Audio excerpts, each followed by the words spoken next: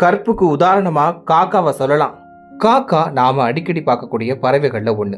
ஆனா அதை நம்ம கண்டுக்கவே மாட்டோம். இருந்தாலும் ஆச்சரியப்படக்கூடிய அளவுல அசாத்திய குணங்கள் பல காக்கா கிட்ட இருக்கு. காக்கா மனுஷனை விட வாழ்வில உயர்ந்த நெறிமுறைகளை கடைபிடிக்கும். அதாவது காகம் ஒரு உயர்ந்த ஒழுக்க நெறி கொண்ட பறவை. கற்புக்கு உதாரணமா காகத்தையே சொல்லலாம். ஏன்னா இது தன்னோட ஜோடி கூட மட்டுமே இனம் சேரும். பொதுவா கூச்ச சுபாவம் கொண்டது காக்கா. மனுஷன் கூட இப்போ விலங்குகள் போல பொது இடத்துல கண்டதையும் பண்றாங்க.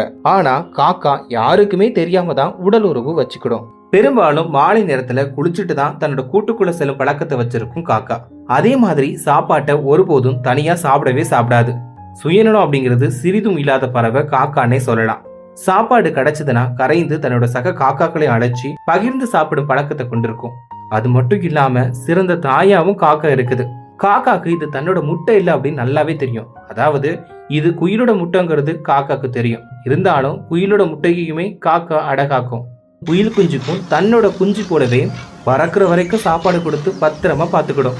அதனால உலகின் மிக சிறந்த மாற்றாந்தாய் காகம்னு சொன்னா தப்பே இல்லை. தங்களோட இனத்துல ஏதாவது காக்கா இறந்துருச்சுன்னா அனைத்து காக்காக்களும் ஒன்று கூடி கரையும் தன்மையை காணலாம். இது அஞ்சலி செலுத்துவதற்கு சமமா கருதப்படுது.